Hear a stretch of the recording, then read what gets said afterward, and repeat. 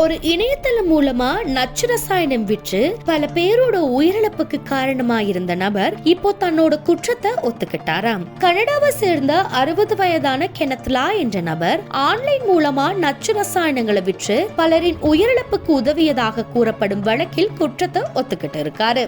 அதிகாரிகள் சொல்றது படி உயிரை மாய்த்து கொள்ள நினைச்சு சில ஆன்லைன் குழுக்களில் இருந்த உலகம் முழுக்க 40 நாடுகளை சேர்ந்தவர்களுக்கு சுமார் 1200 நச்சு ரசாயன பார்சல்களை இவர் அனுப்பியிருக்காராம். அதுல நிறைய பார்சல்கள் பிரிட்டனுக்கு போயிருக்குன்னு தகவல் வெளியாகிருக்கு. வெள்ளிக்கிழமை ஒன்டாரியோ நீதிமன்றத்தில் நடந்த விசாரணையில அரசு தரப்போட உடன்பாட்டின் அடிப்படையில கெனத் லா தன்னோட குற்றத்தை ஒத்துக்கிட்டாரு. அதனால அவர் மேல இருந்த சில கடுமையான குற்றச்சாட்டுகள் வாபஸ் வாங்கப்பட்டிருக்கு. ஆனா இதுதான் இப்போ பெரிய சர்ச்சையா மாறி இருக்கு.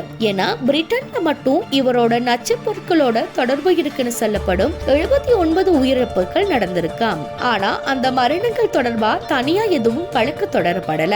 இதனால பாதிக்கப்பட்ட குடும்பத்தினர் ரொம்ப கோபத்துல இருக்காங்க. அவர் குற்றத்தை ஒத்துக்கிட்டது நல்ல விஷயம் தான். ஆனா எங்க பிள்ளைகளோட உயிரிழப்புக்கு அவர் நேர்ல பதில் சொல்லணும்னு பல பெற்றோர்கள் வேதனையோட சொல்லி இருக்காங்க.